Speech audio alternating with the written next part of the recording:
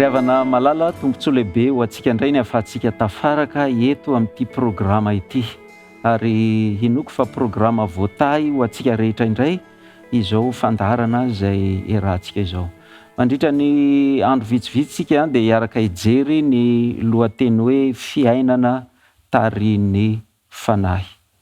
Indraindray amin'izao vanim-potoana hiainantsika izao dia ohatra ny somary tsy dia mahataitra ny maro intsony ny hoe anana fiainana tarihin'ny fanahy.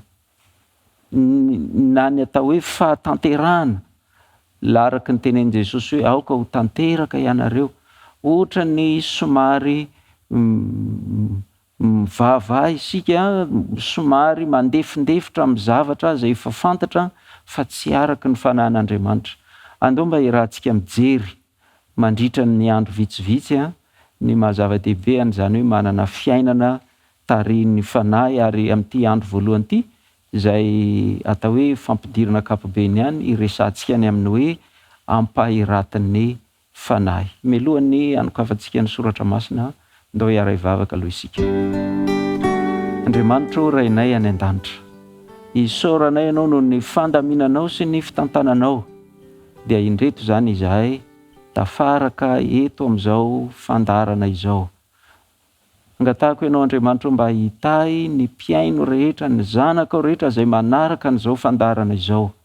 Ny fanahinao masina anie hikasika ny fonay, ny fanahinao masina anie ampahiratra ny masom-panahinay, mba haizanay mandray ny hevitra feno fampaherezana izay omenao anay amin'ny alalan'ity fandarana androany ity. Tononiko sy angatahako amin'ny anaran'i Kristy nivavaka. Amen. Ampahiratin'ny fanahy. Ny apôstôly Paoly rehefa nivavaka ho an'ny fiangonana tany Efesosy, izany hoe efa reo vondron'ny mpino, olona efa nanolo tena ho an'Andriamanitra, no ny fampiresahany apôstôly tao anatin'ny epistiliny.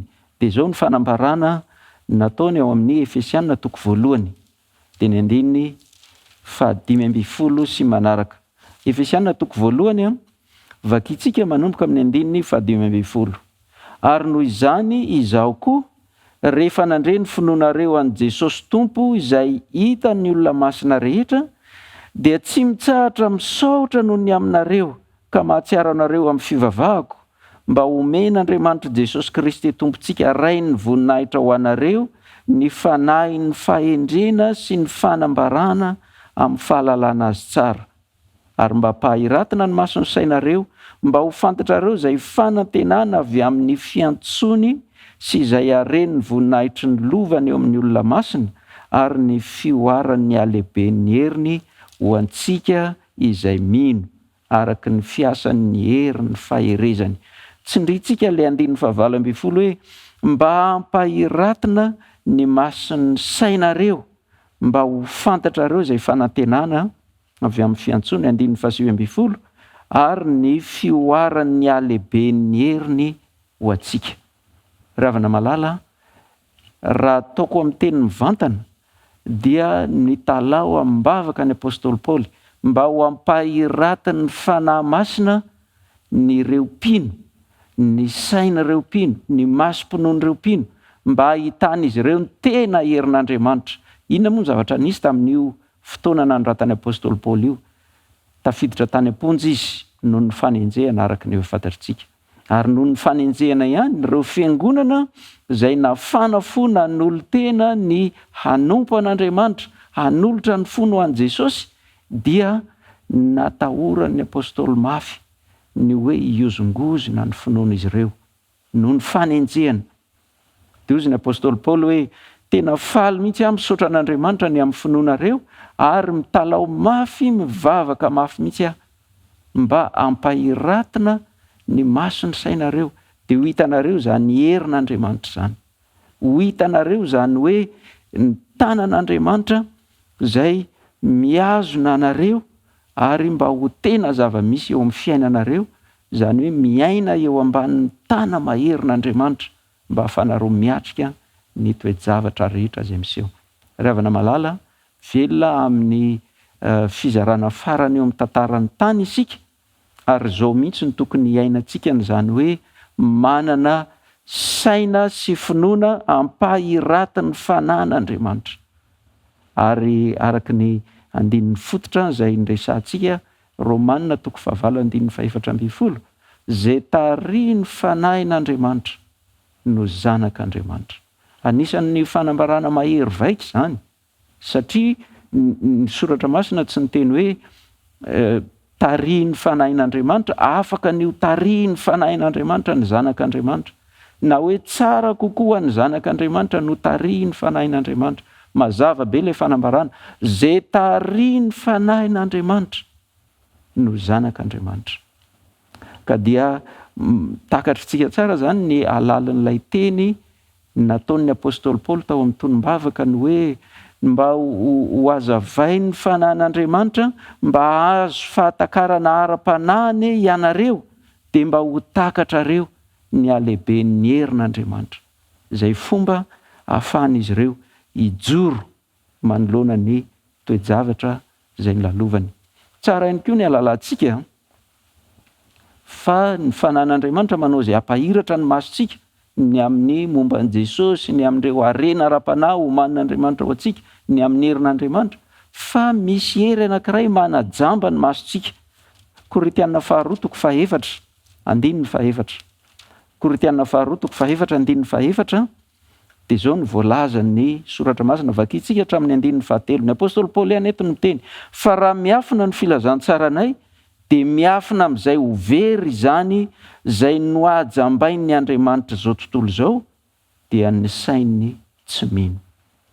Ireo karazan'Andriamanitra marobe izay mivadika sampy eto amin'ity fiainana ity, eto amin'ity zao tontolo zao ity, dia manajamba ny masontsika. Andriamanitra manao izay ahiratany masom-panahintsika. Ny fanan'Andriamanitra mampahiratra ny masontsika mba ahitantsika ny herin'Andriamanitra, ny alehibe ny fitiavan'Andriamanitra. Fa ireo karazan-tsampy rehetra izay miseho marobe miaoao eo amin'ny fiainantsika amin'izao andro faran'izao, dia manajamba ny masontsika, manajamba ny saintsika, mba tsy ahitantsika n'izany herin'Andriamanitra izany. Ary ny andiny anankiray amin'ny tianantsika n'izay rehetra voalaza zay, Korinthiana 2:7, dia ny andininy 9:12. Korinthiana 2:7, andininy 9:12. Fa isika rehetra kosa amin'ny tava tsy misarona, dia mijery ny voninahitry ny Tompo toy ny amin'ny fitaratra, ka ovana azo zany endrika izany indrindra, avy amin'ny voninahitra ka ho amin'ny voninahitra, toy ny avy amin'ny Tompo, dia ny fanahy. Fanahy masina. Ny fanahy masina no manampy antsika ahita tsisy fisaronana intsony, tsy voasarona intsony ny amin'izany voninahitr'Andriamanitra zany, ary zany no hatonga antsika ho voaova anaraka anahaka an'izany voninahitr'Andriamanitra zany. Ka mifono zava-miafina zany raha tsy misy ny fanan'Andriamanitra, ary voajamban'ireo zavatra maro samihafa isika raha tsy ny fanan'Andriamanitra no manokatra ny mason'ny saintsika. Ry havana malala, zava-dehibe ny hoe manana ny fanahin'Andriamanitra ho mpitarika antsika eo amin'ny fiainam-panahintsika, eo amin'ny fanarahantsika n'Andriamanitra, eo amin'ny fanompoantsika azy, eo amin'ny famitahantsika ny iraka izay omen'Andriamanitra, ho ampanaovin'Andriamanitra atsika, ary mandritry ny andro vitsivitsy ho ezahantsika hidirana amin'ny antsipiriany misimisy kokoa, zany hoe manaiky ny fitarian'ny fanahin'Andriamanitra. Satria tsy manana safidy itsika ny amin'izany, fa zay tariany fanan'Andriamanitra no zanak'Andriamanitra. Ary zay tariany fanan'Andriamanitra kosa dia mahita amin'ny tava tsy misarona ny voninahitr'Andriamanitra. Ary eo no anenika ny fotsika ny fitiavan'Andriamanitra, rehefa ny fanan'Andriamanitra no mampiseho eo anoloantsika ny fitiavan'Andriamanitra, dia ozintsika hoe endre zany fitiavan'Andriamanitra, fitiavana manahoana re zany, famindram-po manahoana re zany ataon'Andriamanitra ho antsika. Ka ny olona izay manana saina ampahiraty ny fanahin'Andriamanitra. Tsy ny alehibe ny herin'Andriamanitra ihany no hitany, fa ny alehibe ny fitiavan'Andriamanitra tsy tafetra.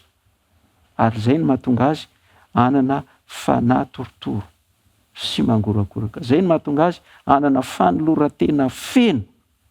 Ary zany no mahatonga ny fanambarana izay ataon'ny apôstôly Paoly ho an'ny fiangonana tany Efesosy any.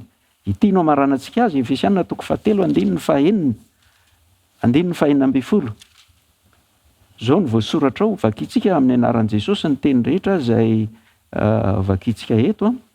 Dia zao no voalaza hoe mba omeny anareo araka ny haren'ny voninahiny ny mba ho atanjahina fatratra amin'ny fanahiny ny toe-panahinareo.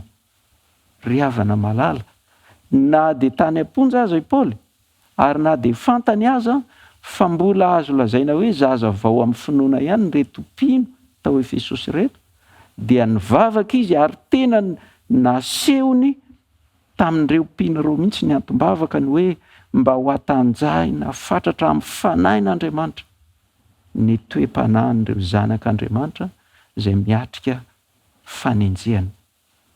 Ravina malala, ianao mahafantatra ny toe-javatra izay lalovanao amin'izao fotoana izao.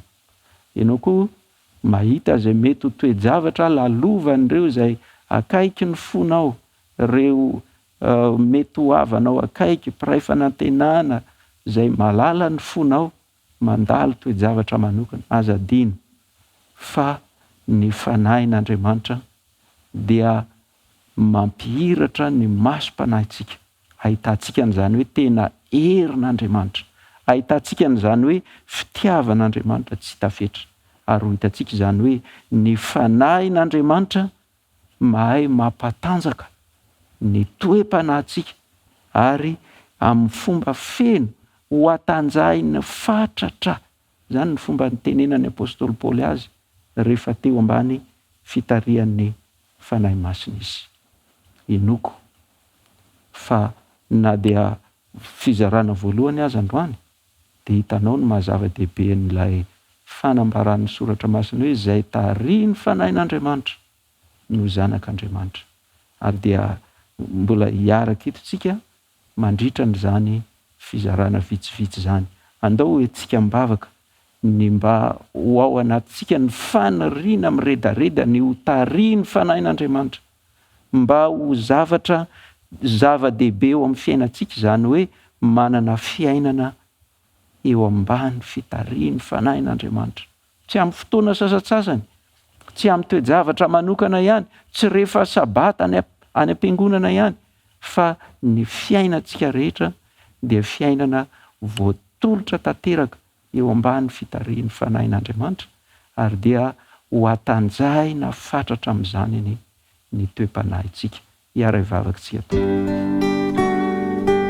Andriamanitra o rainay any an-danitra, mivavaka manokana aminao ankehitriny ny mba hiesan'ny fanahinao masina ary mba handraisanay zany asan'ny fanahinao masina zany, ka dia mba ho takatray mazava eo amin'ny fiainanay zany hoe herin'Andriamanitra tsy toa, herin'Andriamanitra mahay ny zavatra rehetra. Mba ho hitanay, mba hamonto sy hamelovelo ao am-ponay ane zany hoe alehibe ny fitiavan'Andriamanitra tsy voafetra. Fantatro Andriamanitra fa ny fanahinao masina dia mahay mampahiratra ny masom-panahinay mba hatakaranay an'izany. Angatahako ianao mba hiasa manokana ny zanakao rehetra amin'ny zanakao rehetra izay manaraka an'izao fandaharana izao, mba hanana fo vonina hiasan'ny fanahinao ane izahay, kanefa indrindraindrindra hanana fo miredareda maniry ny ho tarihin'ny fanahinao masina ane izahay. Ny vavaka dia tononiko sy angatahako amin'ny anarantsony Kristy raha efa nanolotra ny ainy mba hamonjy anay. Amen.